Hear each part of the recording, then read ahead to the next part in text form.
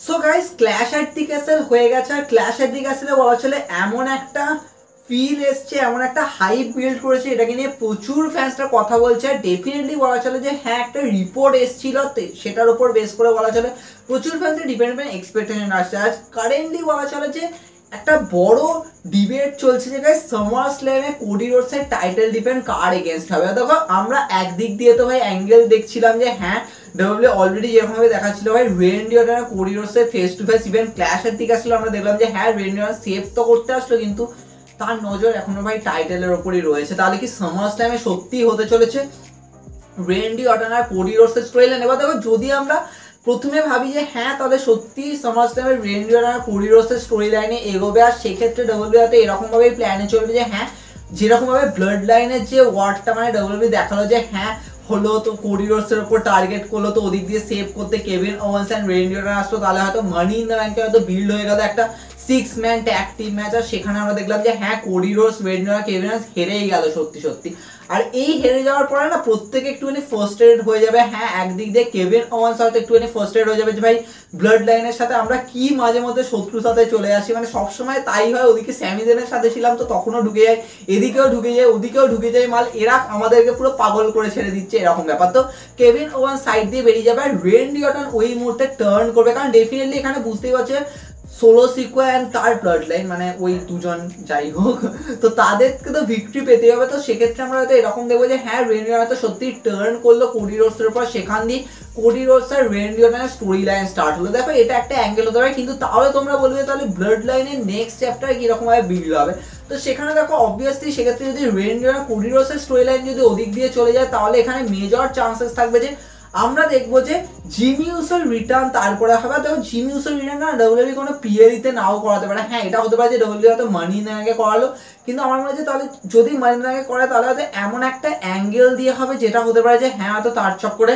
Solo সিকোয়া and টামাটোঙ্গা টাঙ্গালো হেরে গেল, কিন্তু তাদেরকে এখন হারাবে না। তো সেক্ষেত্রে হয়তো জিমি উসোর রিটার্নটা না আমার মনে হচ্ছে হয়তো স্ম্যাকডাউনে করাবে, কোনো একটা স্ম্যাকডাউনে জিমি উসো হয়তো রিটার্ন করবে, সেখান দিয়ে সোলো সিকোয়ার এগেনস্ট যাবে। এবার দেখো সোলো সিকোয়া জিমি উসোর ম্যাচ কি মানি ইন দ্য ব্যাংকে হতে পারে? দেখো এটাও একটা অ্যাঙ্গেল আছে ঠিকই, যে দেখো মানি ইন দ্য ব্যাংকে আগে আগে হয়তো জিমি উসো চলে আসলো, সেক্ষেত্রে Jimmy Uso Solo Sikoa match money in the ব্যাংকে করে দিল। এবার দেখো আমার মনে হচ্ছে এখন যেভাবে অ্যাঙ্গেল দেখাচ্ছে Cody Rhodes Randy Orton Kevin ওয়েন্সকে একসাথে মানে ব্লাড লাইনের এগেনস্টে, তো আমার মনে হয় যে নেক্সট চ্যাপ্টারটা না মানে কোডি রোডসের নেক্সট টার্গেট মানে কোডি রোডসকে নেক্সট টার্গেট করবে সোলো সিকোয়া এবার। তো সেক্ষেত্রে এরকম ভাবে হবে, আর ডেফিনেটলি কোডি রোডস আবার পে ব্যাকে উঠবে ব্লাড লাইনের জন্য, তো এটা তো বোঝাই যাচ্ছে। সেক্ষেত্রে আমার যে হ্যাঁ দেখো কোডি রোডসের টাইটেল বেরোনো এখন মনে হচ্ছে যে আর তো কেউ আসবে না, মানে মনে হচ্ছে ভাই আর কি আসতে পারে, কারণ এজে স্টাইল ছিল একটা টাফ কম্পিটিটর, তার থেকে শুরু করে আমরা লোগান পলকে দেখেছি, তো এর পরে কে হ্যাঁ রেন্ডি অর্টনকে তোমরা নাম নিতেই পারবে, কিন্তু রেন্ডি অর্টন হলে সেক্ষেত্রে একটা খুব বড় পিএলির জন্য হয়ে যাবে। তো সেক্ষেত্রে এখন খুচরো স্টোরি লাইন তো দিতে হবে যে একটা লং চলবে, তো সেক্ষেত্রে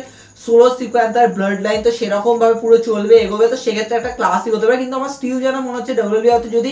রেন্ডি অর্টন আর কোডি রোডসের ম্যাচটা যদি সামারস্ল্যামের দিকে নিয়ে যায় না, তাহলে অনলি পসিবিলিটি যে জিমি উসোকে ডব্লিউডব্লিউ রিটার্ন করিয়ে দেবে হয়তো মানি ইন দ্য ব্যাংকের পরে পরে, আর সেখান দিয়ে আমরা দেখবো যে জিমি উসো আর সোলো সিকোয়ার ম্যাচ সেট হলো সামার স্ল্যামের দিকে, আর সেখানেই আমরা দেখবো যে হয়তো সোলো সিকোয়া জিমি উসোকে হারিয়ে তো দিল, কিন্তু সোলো সিকোয়া একটা বড় সড়ো টর্চার আনলো জিমি উসোর ওপর, আর সেখানে জিমি উসোকে সেভ করার জন্য গাইস রোমান রেন্স রিটার্ন করলো, সেখান দিয়ে রোমান রেন্স আর সোলো সিকোয়ার হয়তো ম্যাচ তো বিল্ড হলো না, মানে বিল্ড হলো মানে বলতে গেলে জাস্ট সামনাসামনি হলো, আর রোমান রেন্স চাইবে যে ভাই যা হয়েছে হয়ে গেছে আমরা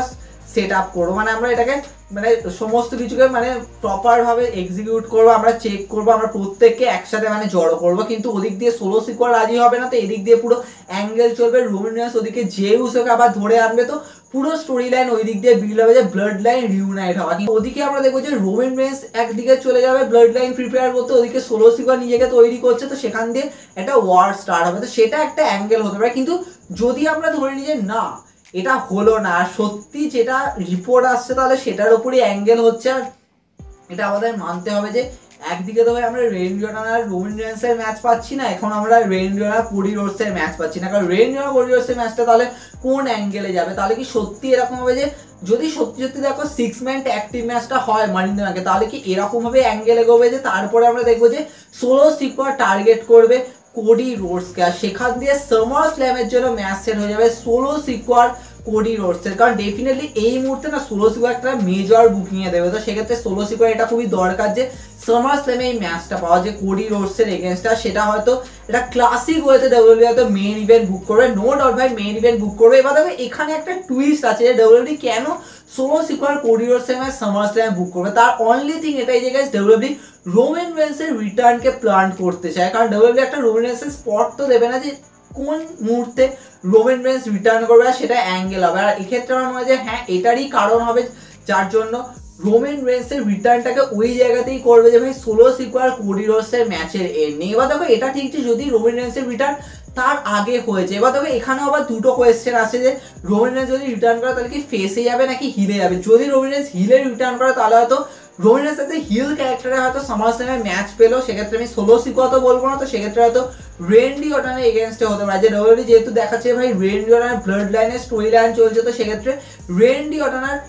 রোমান রেন্সের ম্যাচ সেট হতে পারে সামার স্ল্যামে। তার আগে আমরা দেখবো যে রোমান রেন্স রিটার্ন তো করলো, এর সাথে কেভিন ওয়েন্সকে প্রচুর পেটালো, আর ওই মুহূর্তে রেন্ডি অর্টন তারপর রিটার্ন করে একটা রিভেঞ্জের জন্য এগোলো, তো সেক্ষেত্রে গাইস ডাব্লিউডাব্লিউই করতে পারে যে রেন্ডি অর্টন রোমান রেন্সের ম্যাচ সামার স্ল্যামে করে দিল, আর ওখানে আমরা দেখবো যে রোমান রেন্স রেন্ডি অর্টনকে হারাবে, আর তারপরে রোমান রেন্স আবার কন্ট্রোল শুরু করবে স্ম্যাকডাউনে, আর রোমান রেন্স বলবে যে হ্যাঁ আমি যেটা হেরেছি সেটাকে আমি আবার ফিরিয়ে আনতে চাই। আর ওদিকে আমরা দেখবো যে কোডি রোডস আর সোলো সিকোয়ার ম্যাচ সামার স্ল্যামে সেট হলো, আর ওদিকে আমরা অবভিয়াসলি দেখবো যে সোলো সিকোয়ার কোডি রোডসকে হারাতে তো পারলো না, কিন্তু ম্যাচের এন্ডিং এ হয়তো এরকমই হলো যে রোমান রেন্স জাস্ট স্পিয়ার মারলো কোডি রোডসকে, সেখান দিয়ে কোডি রোডসকে পেটালো, আর সেখান দিয়ে ডাব্লিউডাব্লিউই স্টার্ট করবে যে কোডি রোডস এদিক দিয়ে একটা টিম বিল্ড করবে, যেখানে হয়তো তারপরে আমরা দেখবো যে জিমি উসো রিটার্ন করলো, Jimmy Uso Cody Rhodes Kevin Owens Randy Orton, ওদিকে আমরা দেখবো যে Roman Reigns Solo Sikoa Tama Tonga Tanga Loa ওদিকে একটা, তো এখান দিয়ে গিয়ে স্টোরি লাইন বিল্ড হতে পারে যদি রোমান রেন্স হিলে থাকে। আর তারপরে গিয়ে আমরা দেখবো যে রোমান রেন্স আর কোডি রোডসের ম্যাচ অ্যাকচুয়ালি হলো যেটা চ্যাপ্টার 3, এটাকে নিয়ে আমি আগেও ডিসকাশন করেছি, সেটা হবে গাইস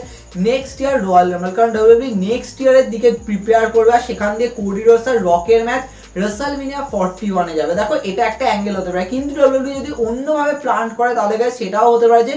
সত্যি হয়তো রোমান রেন্সের রিটার্ন তার আগে হলো না, সেক্ষেত্রে আমরা এরকমই দেখবো যে তোমরা অনেকে বলবে তাহলে রেন্ডি অর্টন কার এগেইনস্টে ম্যাচ খেলবে, তাহলে কি এরকম হয়ে যাবে যে Randy Orton Kevin Owens versus Tama Tonga Tanga Loa ওই ম্যাচটাকে ডাব্লিউডাব্লিউই সামার স্ল্যামে প্রিপেয়ার করে দেবে, আর কোডি রোডস আর সোলো সিকোয়ার ম্যাচ প্রিপেয়ার করবে। এবার আমরা এদিকে দেখবো যে হয়তো টামাটোঙ্গা টাঙ্গালোয়া জিতবে হচ্ছে হিকুলিয়ার আসার কারণে, কারণ ডাব্লিউডাব্লিউইতে হিকুলিয়াকে হয়তো সামার স্ল্যামেই নিয়ে চলে আসবে, যেহেতু ওই তিনজনের একটা পুরো রিউনাইট হওয়ার একটা প্রচুর স্পেশাল মোমেন্ট ডাব্লিউডাব্লিউই প্রিপেয়ার করতে পারে, সেখান থেকে আমরা দেখবো যে Kevin Owens and Randy Orton হেরে গেল, মানে ব্যাকল্যাশও হারলো আর এখানেও হারলো এরকম ব্যাপার। কিন্তু এবার চলে আসবে হচ্ছে মেন ইভেন্ট, ওদিকে হিকুলিও চলে এসছে, তো ওখানে একটা মানে কি বলবো নাম্বারস গেম একটা ব্যাপার চলে আসবে, আর এদিকে আমরা দেখবো যে সোলো সিকোয়ার কোডি রোডসের ম্যাচ। এবার ওই মুহূর্তে আমরা দেখবো যে নাম্বারস গেম তো পুরো ভ্যারি করছে, লাস্ট মোমেন্টে হয়তো সোলো সিকোয়ার হয়তো কিছু একটা অ্যাঙ্গেল নিতে গেল যে কোডি রোডসকে হারাবে, আর ওই মুহূর্তে সোলো সিকোয়ার খাবে একটা স্পিয়ার, আর সেখান দিয়ে কোডি রোডস টাইটেল রিটেন করে নেবে, আর সেখান দিয়ে আমরা দেখবো যে কোডি রোডস আর রোমান রেন্সের একটা রিউনাইট হওয়ার, অবভিয়াসলি তার সামনে যে ব্যাড ব্লাড লাইন আছে তো তার এগেনস্টে যাওয়া, দেখো সেই অ্যাঙ্গেলটা হতে পারে। আর গাইস রিসেন্টলি একটা রিপোর্ট এসেছে ডাব্লিউডাব্লিউই ব্যাড ব্লাড এই পিএলইটা, নর্মালি এটা তো পেপার ভিউ ছিল, তো ওটাকে আবার নিয়ে আসতে পারে, তাহলে কি ব্লাড লাইনের ওপর বেস করে ব্যাড ব্লাড মানে পিএলইটাকে নিয়ে আসতে পারে। দেখো এটাও একটা অ্যাঙ্গেল হতে পারে, ঠিকই এটা মাথায় সাডেনলি এলো তাই বললাম, কিন্তু ডাব্লিউডাব্লিউইতে এরকম ভাবে যাবে। কিন্তু সত্যি বলতে গেলে না এই মুহূর্তে আমাদের মাথায় একটাই জিনিস হচ্ছে ভাই রোমান রেন্স হিলে রিটার্ন করবে নাকি ফেসে করবে, কারণ যদি ফেসে করে তাহলে আমরা পুরোপুরি রোমান রেন্স আর কোডি রোডসের হয়তো কোনো একটা ম্যাচ দেখবো না, কারণ যেটা অনেকে বলছে রোমান রেন্স কোডি রোডসের ম্যাচ হবে যেখানে পুরো ক্যারেক্টার সুইচ করবে, তাহলে ক্যারেক্টার সুইচ মানে কি তাহলে এটা যে কোডি রোডসের হিল ক্যারেক্টার আসবে রোমান রেন্সের এগেইনস্টে, যদি সেটা হয় তাহলে কিন্তু সেটা হতে অনেকটা দেরি আছে, কারণ এত তাড়াতাড়ি রোমান রেন্স আর কোডি রোডসের ম্যাচ মানে কোডি রোডসের হিল ক্যারেক্টার এত তাড়াতাড়ি আনবে না, তো সেক্ষেত্রে ওটা অনেক টাইম নেবে। কিন্তু এটাও ঠিক যে রোমান রেন্স আর কোডি রোডসের যদি ম্যাচ হয় সত্যি যদি চ্যাপ্টার 3 তাহলে রোমান রেন্সকে হিল ক্যারেক্টারে রিটার্ন হতে হবে, কিন্তু যদি না হয় তাহলে আমরা দেখবো যে রোমান রেন্স অ্যাকচুয়ালি একটা পেব্যাকের জন্য এগোলে মানে একটা ওয়ারের জন্য এগোলে সেখানে কোডি রোডস তার সাইডে থাকবে, তো সেখান দিয়ে একটা হতে পারে যে রোমান রেন্সের সোলো সিকোয়ার ম্যাচ ধীরে ধীরে বিল্ড হলো, সেটা হলো গাইস রাসেলমেনিয়া 41 এর ওদিক দিয়ে কোডি রোডস আর রকের ম্যাচ সেট হলো, যেটা আমি অলরেডি আগে থাকতে বলেছিলাম, তো সেটা একটা হতে পারে। কিন্তু ডেফিনেটলি যদি আমি বলি তাহলে আমার মনে হয় যে হ্যাঁ সামার স্ল্যামের জন্য পারফেক্ট যে ডাব্লিউডাব্লিউই কোডি রোডস আর সোলো সিকোয়ার ম্যাচটা করাক, আর তার মাঝখানেই রোমান রেন্সের রিটার্ন হোক। তবে তোমাদের কি মনে হয় গাইস, তোমরা সেটা কমেন্টে জানাবে, কারণ এখানে অনেক কিছু ডিসকাশন করা আছে, অলরেডি আমরা ডিসকাশন করেছি, এখনো মাথায় অনেক কিছু চলছে, অনেক কিছু আসবে, দেখা হবে নেক্সট এপিসোডে।